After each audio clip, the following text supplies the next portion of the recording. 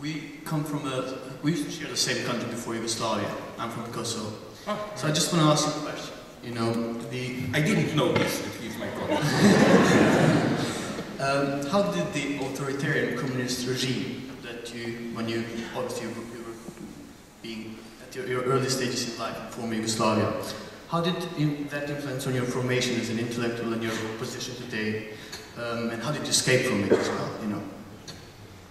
Well, you know, it wasn't even such a big problem of escaping, because as you are too young to be, but okay, your parents, blah, blah, were in Kosovo, there probably the situation was for specific reasons of tensions with Serbs more tense, but the way I experienced the situation in Slovenia is that it was almost an ideal position to develop critical theory. Why?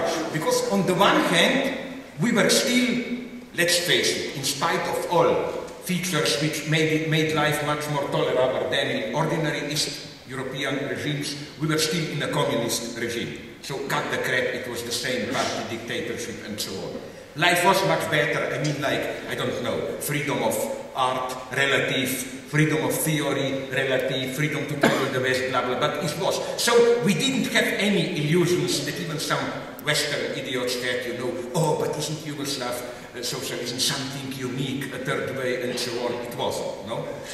On the other hand, precisely because borders to the West were totally open, we also didn't have many illusions about the West. And this is, I think, very simply in a way, this mid-level, our priority. Just to answer you another question, I ask you if colleague from another, incidentally next week I'm going to Pristina, to Kosovo. Have to be, is that I think I totally reject any of this old ethnic hatred bullshit about the war. I think the war exploded as a, to use Habermas's terms, the legitimation crisis of communist nomenclatura.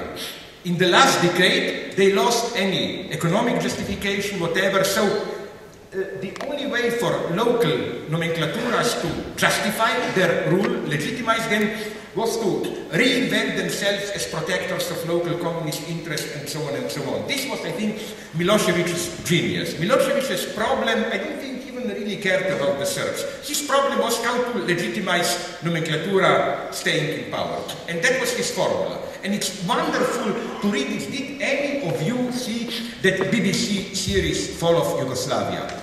Look at the first one, it's wonderful how many crucial data that I almost forgot you forget that. Like, do you know where Yugoslav army, the first time in old Yugoslavia, publicly intervened? In Kosovo?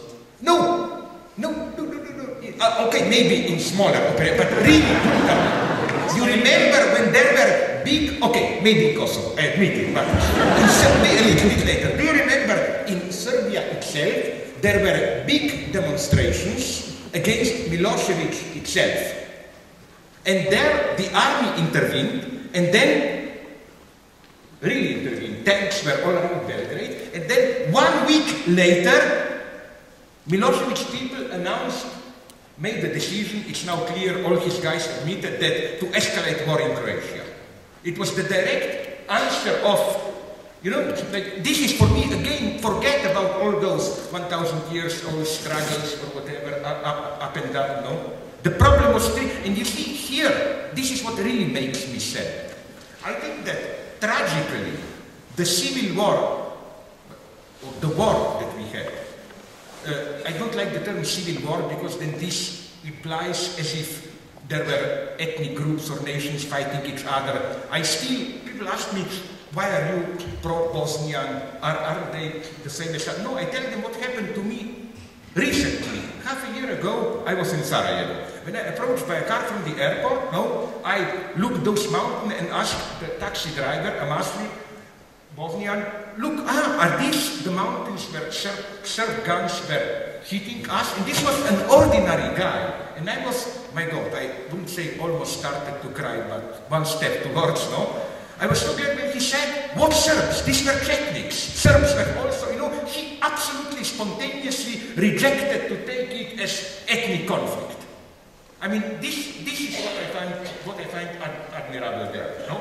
So, but the tragedy, I think, is that somehow precisely what was relatively more open about Yugoslav regime made it more vulnerable to this kind of dissolution in war. I claim if we were to have a more hardline Stalinist, openly Stalinist regime, maybe you just cut off the head and it would have been easier. This is, for me, the saddest irony of the situation, that what made the situation better before made it much worse later. No?